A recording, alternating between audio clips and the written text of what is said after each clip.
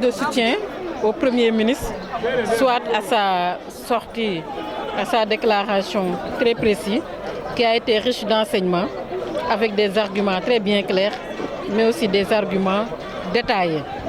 Mais aussi un message de soutien au président de la République et à son gouvernement. Dire qu'au Sénégal, nous avons assisté à ce que nous appelons l'axe du mal politique, incarné par cette opposition qui n'est pas du tout crédible, incarné par cette opposition qui refuse de connaître les réalités de ce pays, incarné par cette opposition qui n'est même pas apte de gagner des élections. Je pense qu'il serait honnête de la part de ses opposants, comme Malick Gakou, comme Abdoul Mbaye, Idrissa Seck, entre autres, de revoir leur stratégie. Parce qu'une classe politique, l'opposition je veux dire, qui a perdu de local, une opposition qui a perdu un référendum, une opposition qui a perdu l'élection des hauts conseils des collectivités territoriales, je pense que cette opposition devait se dire, donc nous allons analyser les raisons véritables de notre échec à toutes les élections de ce pays.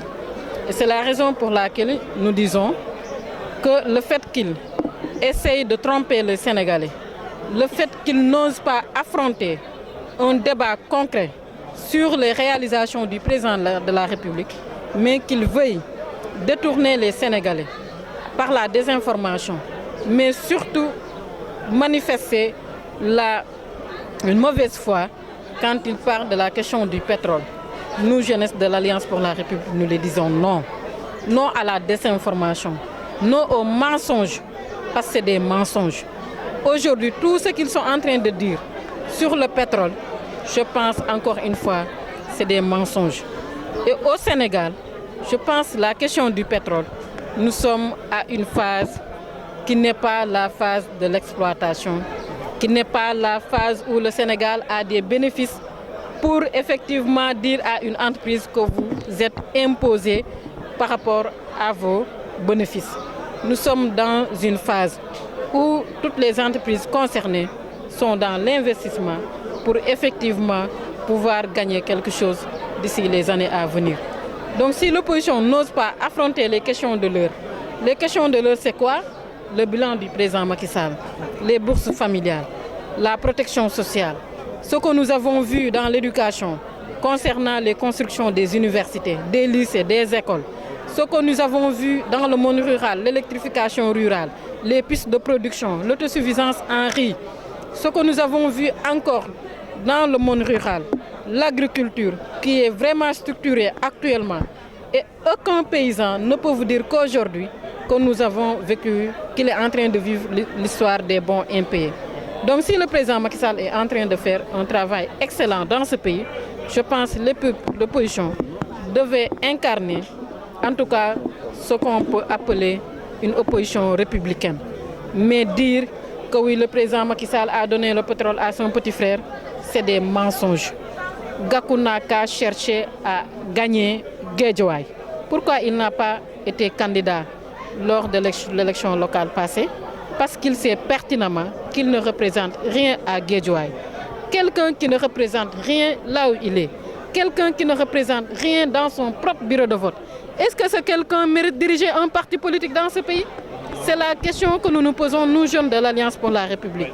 Quelqu'un qui n'est pas apte. Abdoul Mbaye, il est qui? Il utilise le nom de son père pour exister dans ce pays. Macky Sall n'a pas utilisé le nom de son père ou d'aucun membre de sa famille pour exister, pour chercher une existence dans ce pays. Macky Sall s'est construit, s'est formé et a tout fait pour être ce qu'il est aujourd'hui.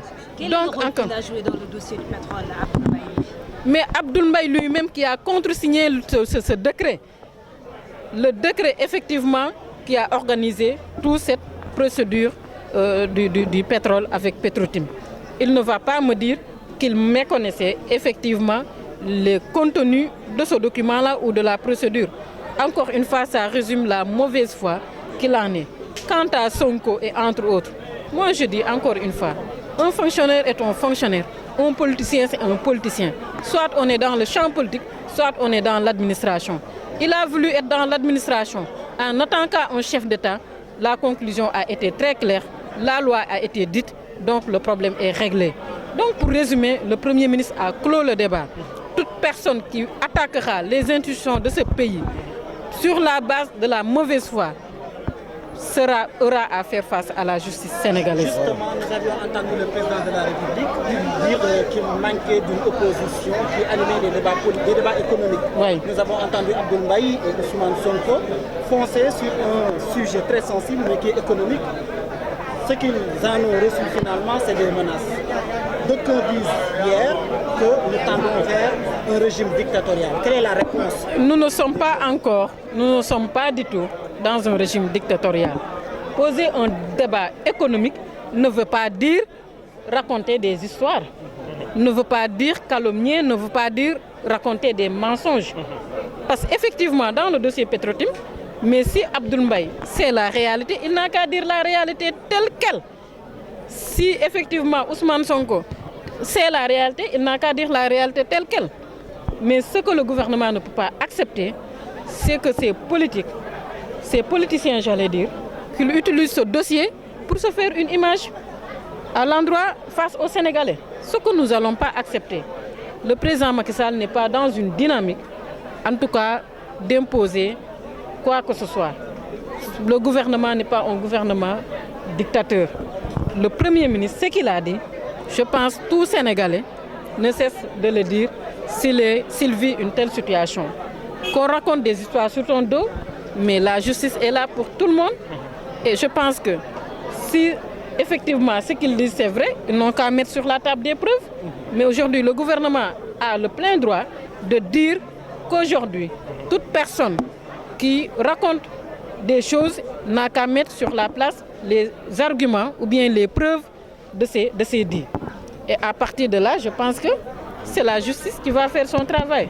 S'il dit ce qui est vrai, on sait que ce qui est vrai. Si ce n'est pas vrai, la loi va tomber sur lui parce qu'on est là pour tout le monde.